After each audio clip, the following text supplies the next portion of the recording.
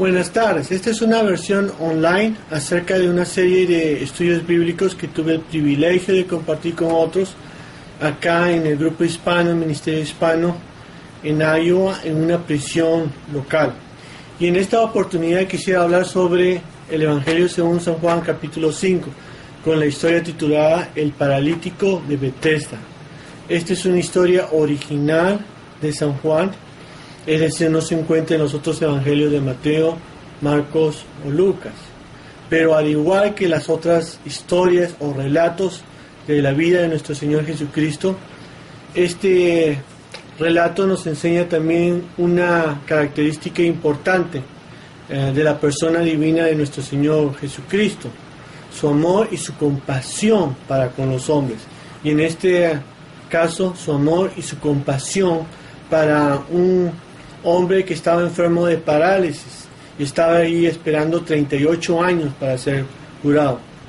Pero antes de ir con los detalles, me gustaría, como siempre, repasar el contexto histórico de este relato para poder así tener una vista panorámica acerca de la misión, las enseñanzas y sobre todo la oposición que en estos momentos ya se estaba comenzando a materializar. Como muchos de ustedes saben, desde el capítulo 2 de San Juan, cuando el Señor se opuso a lo que estaba pasando en el templo de Jerusalén, la casa de Dios, cuando el Señor desalojó a latigazos a los mercaderes y a los cambistas del templo de Jerusalén que estaban haciendo de la casa de Dios una casa de mercados, entonces el Señor, por todas razones prácticas, se estaba declarando enemigo número uno de los saduceos, de los sacerdotes que estaban ahí.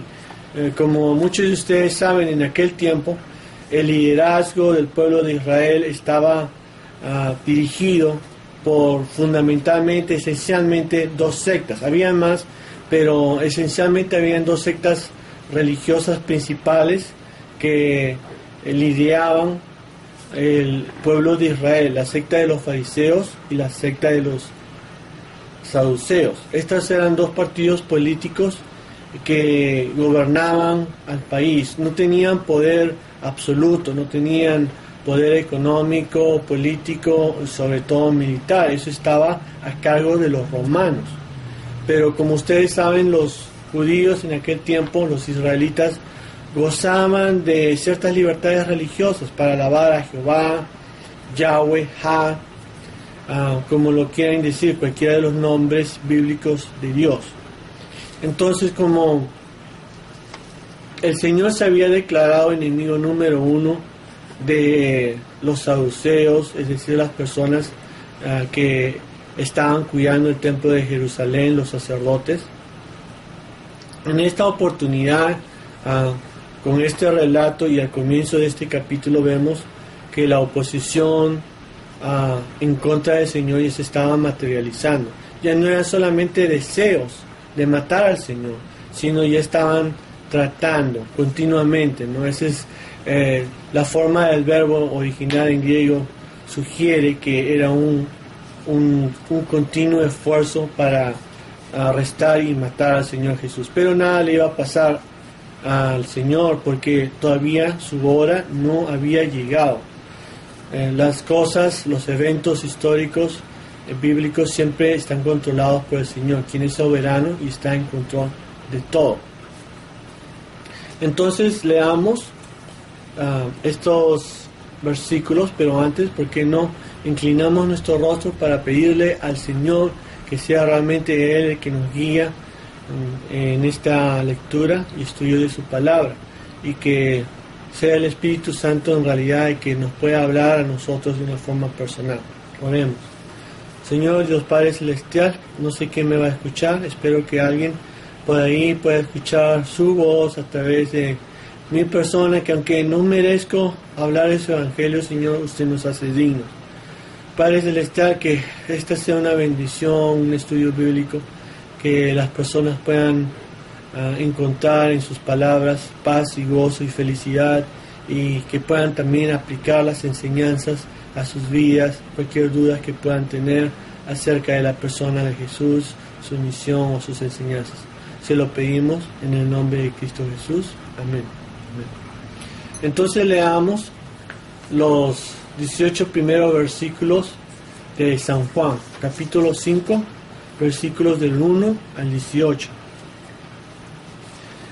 Después de estas cosas había una fiesta de los judíos, y subió Jesús a Jerusalén. Y hay en Jerusalén, cerca de la puerta de las ovejas, un estanque llamado en hebreo Betesda, el cual tiene 5 pórticos. Y en esto yacía una multitud de enfermos, ciegos, cojos, paralíticos, que esperaban el movimiento del agua. Porque un ángel descendía en tiempo y agitaba el agua, y el primero que descendía al estanque después del movimiento del agua, quedaba sano de cualquier enfermedad que tuviera. Había allí un hombre que hacía 38 años que estaba enfermo. Cuando Jesús lo vio acostado y supo que llevaba ya mucho tiempo así, le dijo: ¿quieres ser sano? Señor, le respondió el enfermo, no tengo quien me meta al estanque cuando se agite el agua, y entre tanto que yo voy, otro desciende antes que yo. Jesús le dijo: levántate, toma tu lecho y anda. Al instante aquel hombre fue sanado y tomó su lecho y anduvo, y era el día de reposo aquel día. Entonces los judíos dijeron al que había sido sanado: es día de reposo, no te es lícito llevar tu lecho. Él le respondió: el que me sanó, él mismo me dijo: toma tu lecho y anda. Entonces le preguntaron: ¿quién es el que te dijo toma tu lecho y anda? Y el que había sido sanado no sabía quién fuese, porque Jesús se había apartado de la gente que estaba en aquel lugar. Después le halló Jesús en el templo y le dijo: mira, has sido sanado, no peques más para que no te venga alguna cosa peor. El hombre se fue y dio aviso a los judíos que Jesús era el que le había sanado, y por esta causa los judíos perseguían a Jesús y procuraban matarle, porque hacía estas cosas en el día de reposo. Y Jesús les respondió: mi Padre hasta ahora trabaja y yo trabajo. Por eso los judíos aún más procuraban matarle, porque no solo se quebrantaba el día de reposo, sino que también decía que Dios era su propio Padre, haciéndose igual que Dios. Esta última parte es muy importante porque en nuestros días de apostasía hay muchas sectas y religiones que tratan de degradar a la persona de nuestro Señor Jesucristo. Dicen que el Señor fue solamente un ángel o un profeta o el fundador de una religión. Y como siempre mantengo en estos estudios bíblicos, es una cosa que realmente me molesta. Porque si una persona cree que Jesús fue solamente un ángel, un predicador o un profeta, entonces su salvación, su muerte en la cruz y su resurrección no va a servir para ti. Es como si tú tuvieras un amigo que muriese por ti. Él no te va a hacer salvo. Entonces es importante este versículo 18, porque aunque no tenemos todas las conversaciones del Señor Jesús que tuvo, ese monólogo quizás o discurso que le dio a los judíos de aquellos tiempos, el Señor en su lengua materna, se podría decir así, porque también era un ser humano. Él ¿cómo se llama? Él hablaba en arameo, y en este caso en Jerusalén lo más probable es que hablaba en hebreo. Y de la forma que decía, los judíos, los fariseos y los saduceos entendían que Él se estaba haciendo igual a Dios, porque esa es la verdad. Jesús es igual que Dios. Entonces, en todos los monólogos, en su idioma natural, en este caso hebreo, los judíos entendieron, como leímos acá, que Él se estaba haciendo igual a Dios. Espiritualmente, muchos de los judíos no aceptaron a Cristo como el Hijo de Dios, pero por lo menos intelectualmente sí captaron claramente el mensaje, que Jesús es Dios. Entonces, en esta historia en particular, vemos como en esta parte de Jerusalén había un estanque llamado Betesda, que tenía 3 pórticos o puertas o entradas. Un estanque, al igual que en nuestros días, es algo así como una pileta o una piscina. Y sucede que esta piscina o estanque era algo así como milagroso, pues se decía que cada cierto tiempo bajaba un ángel, removía las aguas, y el primer enfermo que se metía a aquella piscina quedaría sano de cualquier enfermedad que tuviese. Entonces, como se podrán imaginar, cerca de esa piscina yacía una multitud de enfermos, cojos, ciegos, paralíticos, todos ellos esperando ser los primeros que se metieran al agua después del movimiento de estas. Y entre esta pequeña multitud había un paralítico en particular que tenía ahí 38 años esperando ser el primero para meterse al agua. 38 años, imagínense. Entonces, obviamente no pudo hacerlo porque era paralítico, es decir, tenía una enfermedad de parálisis. Quizás era un paralítico total o lo más probable parcial. Quizás podría revolcarse, quizás podría arrastrarse, pero nunca parecía ser lo suficientemente rápido como para entrar a aquellas aguas y ser el primero. Entonces, también quizás como muchas personas en la cárcel, como muchos inmigrantes como yo, era una persona que había dejado a su familia atrás y no tenía amigos verdaderos que le querían ayudar a él. Porque en momentos difíciles, en circunstancias peligrosas, ahí es donde sabemos realmente quiénes son nuestros verdaderos amigos. Entonces, como se podrán imaginar, este pobre hombre estuvo ahí 38 años, que quería meterse al estanque y quería ser el primero y no podía hacerlo. Por eso cuando el Señor se acerca a él y le pregunta si quería ser sano, él seguramente, me imagino yo, estaría pensando que Jesús le iba a ayudar quizás a entrar de una forma física, que el Señor iba a estar con él algún tiempo y que apenas se moviesen en las aguas, el Señor Jesús le iba a ayudar físicamente a moverse al agua. Esto se debe a que este paralítico no sabía realmente quién era Jesús, no sabía que frente a él estaba el Hijo de Dios. De esto no tenemos la menor duda, porque más adelante San Juan nos dice en los versículos 2 y 13 que cuando le preguntan al paralítico quién lo había sanado, ellos le estaban interrogando. El paralítico no sabía quién era Jesús, no sabía quién lo había sanado. Entonces, como se podrán imaginar, acá el Señor estaba al frente de él, esperando, procurando encontrar a alguien que lo ayudara a meterse a la piscina rápido, y quizás en todos estos 38 años solamente tenía eso en su cabeza, ¿no? Meterse a la piscina rápido. Pero no se imaginaba que frente a él estaba nada menos que el mismo Hijo de Dios, el Dios Altísimo hecho hombre, que vino y bajó del cielo, se encarnó, tomó la forma de hombre para morir por nuestros pecados, para que su sangre derramada en la cruz pudiese limpiarnos y sanarnos, y en los días postreros poder alcanzar el reino de los cielos. El mismo ser divino, el mismo Dios que creó los cielos y la tierra, estaba ahí frente a él, al frente de ese paralítico, y él podía, por supuesto, sanarlo, porque para Dios no hay nada imposible. Repito, para Dios no hay nada imposible. Entonces yo me imagino la cara que él puso cuando el Señor le dijo que se levantase, ¿no?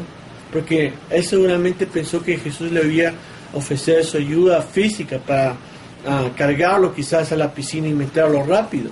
Ya me imagino la cara que pudo haber puesto cuando en el versículo 8 Jesús le dice: levanta, toma tu lecho y anda, ¿no? Fue una expresión corta pero efectiva, sin ninguna fanfarronada como muchos pastores y predicadores por ahí en nuestros días, que hacen escándalos, gritan y saltan cuando van a hacer un milagro o van a hacer una supuesta sanación. No, las palabras del Señor eran sencillas y simples, ¿no? Levántate, toma tu lecho y anda. Y así de un momento a otro, ¿no? Sintió que sus músculos se estaban moviendo, que su cuerpo respondía a sus pensamientos. y el Señor podía caminar y podía saltar como cualquier otra persona alrededor de él. En este sentido, este milagro, esta señal sobrenatural, fue diferente a los otros milagros que el Señor Jesús hacía típicamente en esos 3 años de ministerio. Generalmente lo que pasaba es que la gente primero escuchaba sobre Jesús, creía por todos los milagros que él hacía y señales maravillosas, buscaba a Jesús a donde estaba y le pedía que le sanara a un hijo, a una hija o a ellos mismos muchas veces, ¿no? Entonces primero tenían fe en Jesús al oír lo que él hacía. Pero en este caso, el señor paralítico no pudo tener fe en Jesús porque él no sabía al comienzo quién era aquel hombre misterioso que para él se presentó y que resultó ser el Hijo de Dios viviente, la persona que los judíos decían que se decía hacer igual a Dios.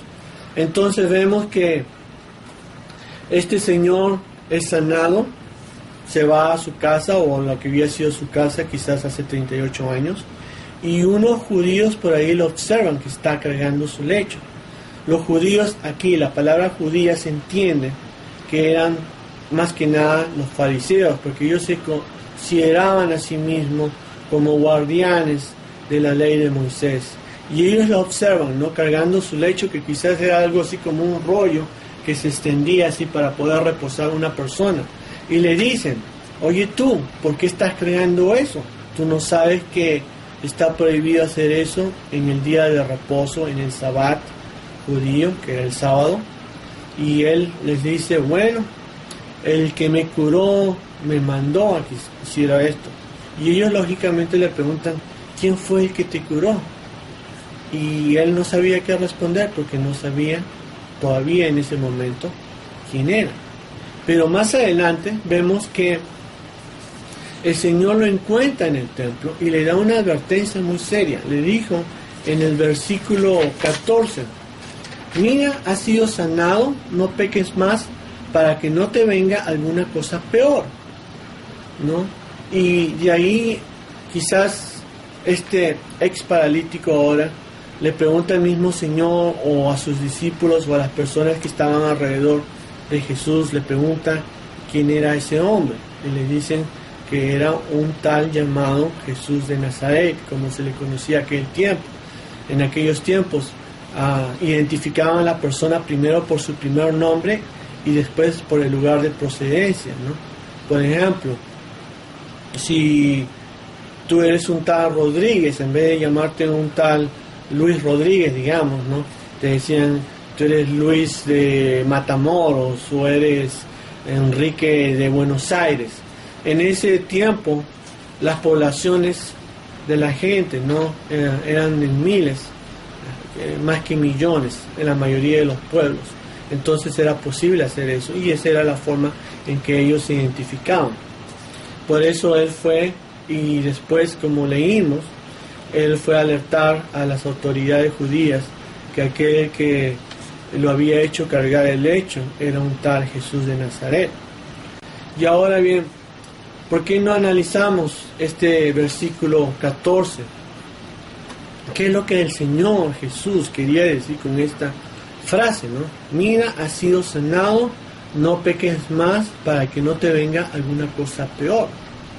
Podría ser que algunos de ustedes hayan pensado, al igual que yo creo que pensé cuando leí esto por primera vez hace mucho tiempo, podría haber pensado que quizás esta persona podía ser un hombre excesivamente malo o pecador, porque el Señor sugiere eso cuando le dice: mira, no peques más ahora que estás sano, no lo hagas, porque si no algo peor inclusive te puede ocurrir, ¿no? Algo peor inclusive que el parálisis.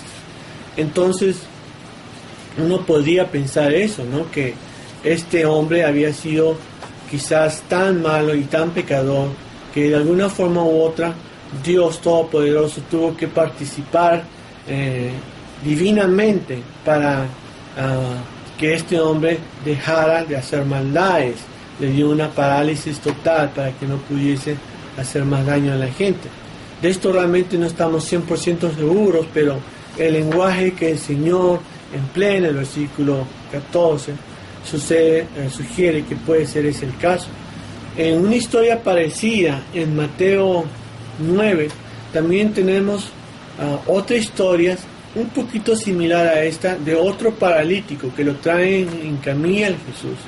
Y antes de sanarlo, lo cual Jesús hace eventualmente, el Señor juzgó necesario primero perdonar sus pecados, algo que los judíos se indignaban porque se sabía en el Antiguo Testamento que solo Dios podía perdonar los pecados del hombre.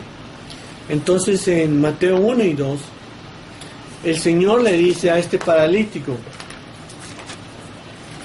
Mateo 1 y 2, capítulo 9, 1 y 2, ¿por qué no lo leemos? Entonces Jesús en la barca pasó al otro lado y vino a su ciudad. Y sucedió que le trajeron un paralítico tendido en una cama. Y al ver Jesús la fe de ellos, dijo al paralítico, ten ánimo, hijo, tus pecados te son perdonados. Entonces el Señor juzgó necesario primero perdonar los pecados de este segundo paralítico y después sanarlo. Entonces sí, nosotros sabemos que los pecados pueden traer cosas malas, en algunos casos enfermedades. Siempre va a haber consecuencias para un pecado que no ha sido perdonado. Entonces, por eso el Señor le dice, ¿no? Ten cuidado, no hagas esto. Ahora bien, con estas dos historias, uno podría concluir erróneamente que todas las personas que son enfermas o que sufren alguna desgracia económica o financiera son personas necesariamente malas o pecadores. Pero esto no es así. Esto no es el caso. Uno tiene que tener mucho cuidado con hacer generalizaciones o estereotipos de personas que sufren o que están enfermas, porque eso, para mí, en mi humilde opinión, es un pecado. Acuérdense de la historia del libro de Job, otro libro de la Biblia en el Antiguo Testamento, como el Señor, en su argumento contra Satanás, le dijo que Job era un hombre recto y temeroso ante los ojos de Dios. Dichoso el hombre que pueda ser declarado justo y recto ante los ojos de Dios. Y Satanás, arguyendo contra el Señor, le dijo que él era temeroso y recto y justo ante los ojos de Dios, porque Dios le había llenado de bendiciones. Y eso no era así. A las finales, el Señor permite que Satanás lo pruebe a Job, le mata a sus hijos, quitó sus posesiones y lo enferma a él de una enfermedad muy seria. En Reina Valera dicen que Job contrajo sarna. En el lenguaje hebreo original era algo así como blister, como ampollas enormes. Se cree que podría haber sido una forma muy mala de lepra que se llama lepra negra, que era muy común en Egipto en aquellos días. Entonces, en este caso de Job vemos que el Señor no siempre castiga por las enfermedades, que las enfermedades no son siempre productos de los pecados del hombre. Más adelante, en el capítulo 9 de San Juan también, nosotros vemos otra historia parecida, de cómo un día el Señor Jesús estaba caminando con sus discípulos y esto pasa, ¿no? Vamos a leer Juan 9, 1 al 3. Juan capítulo 9, versículos 1 al 3, donde dice: al pasar Jesús vio a un hombre ciego de nacimiento y le preguntaron sus discípulos diciendo: Rabbi, ¿quién pecó, este o sus padres, para que haya nacido ciego? Respondió Jesús: no pecó este ni sus padres, sino para que las obras de Dios se manifestaran en él. Entonces, los discípulos querían saber por qué este ciego de nacimiento había nacido así, ¿no? Si eran por sus pecados o por los pecados de su padre. Lógicamente no podían ser por sus pecados, porque no creo que en el vientre de su madre él haya pecado. Fue una pregunta ilógica. Pero lo importante realmente es notar aquí la actitud que tenían los judíos, que es la misma actitud de muchos cristianos de hoy en día legalistas, que miran a las personas con enfermedades o aquellos que sufren desgracias naturales o económicas con menosprecio, ¿no? Y dicen que si ellos están enfermos es porque se lo merecen, porque Dios los ha castigado, o que si están enfermos es porque no tienen fe para ser curados, pero eso no es así. Un tercer ejemplo que quisiera dar acerca de esto es acerca de la persona de Saulo, que después se llamó San Pablo. San Pablo, como ustedes saben, fue uno de los predicadores y los discípulos de Jesús más triunfantes, que llevó la palabra de Dios a Europa. Fue uno de los primeros, de los pioneros en llevar el Evangelio de salvación de nuestro Señor Jesucristo a Europa. Él fue el autor de casi la tercera parte del Nuevo Testamento. Y después de triunfos y algunas derrotas espirituales, como que San Pablo se estaba comenzando a jactar de sí mismo, y Dios, para volverlo a un estado de humildad, lo humilló realmente con lo que se conoce en 2 Corintios como un aguijón en la carne, ¿no? Y ese aguijón de la carne se ha interpretado como una enfermedad, ¿no? Y el Señor lo castigó para que no se enorgulleciera mucho, para que no se llenara de soberbia. Y él oró a Dios 3 veces. Este hombre que hacía milagros con sus pañuelos, que había evangelizado a varias iglesias, había sido un misionero importante, un hombre muy poderoso en Dios, oraba por otros y las personas eran sanadas. Sin embargo, cuando oró por él mismo para curarse de esa enfermedad, oró 3 veces y Dios no se la curó. Y después el Señor le reveló y le dijo: bástate en mi gracia, porque mi poder se manifiesta en la humildad, en el sufrimiento. Algo así fue parecido. Entonces vemos que en estos 3 ejemplos, las enfermedades y las desgracias financieras o económicas no son siempre el producto del pecado. Puede ser que sí, puede ser que no, pero no podemos hacer reglas de lo que más bien son excepciones. Entonces, volviendo a nuestra historia, la verdad es que nosotros nunca vamos a saber exactamente cómo era este hombre ex paralítico, si había sido excesivamente malo o pecador anteriormente. Pero lo que sí sabemos es que en aquellos días, cuando un hombre o una mujer violaba alguna ley judía, tradición humana, que ellos creían que era la interpretación de Moisés, porque realmente ellos no estaban siguiendo la ley de Moisés. En aquellos días, el Señor, en los tiempos de Moisés, había mandado que los judíos no tenían que trabajar los sábados. Trabajar, es decir, realizar una actividad para ganarse el sustento, ¿no? Para ganarse la vida. En aquellos tiempos esas actividades podrían ser como trabajar en la agricultura, en la ganadería, en la metalurgia o pastoreando ovejas.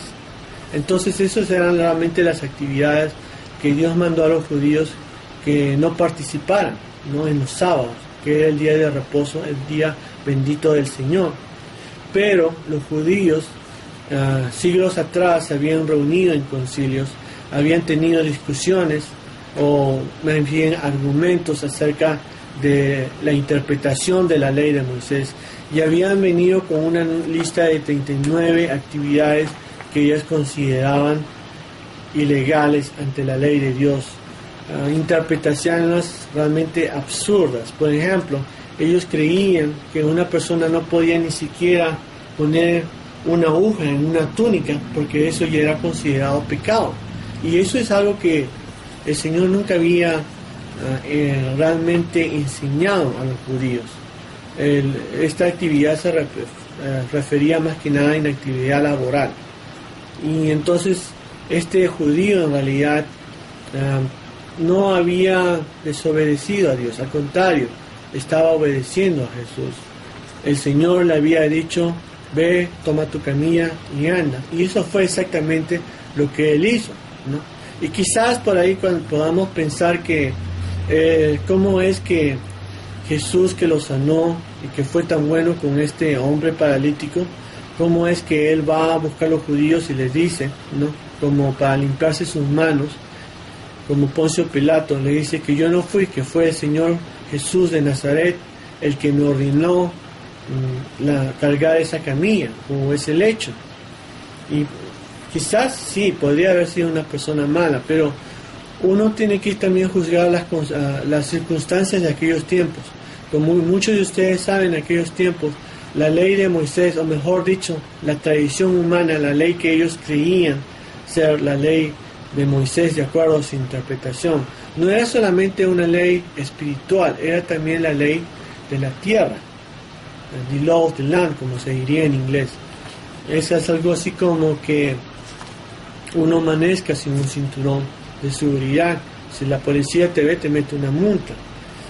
Hoy día, si tú deseas, obedeces los 10 mandamientos, y si quieres no los obedeces, pero nadie te puede meter a la cárcel, por ejemplo, si tú juras el nombre de Dios en vano, a menos que estés en un juicio, ¿no?, bajo juramento.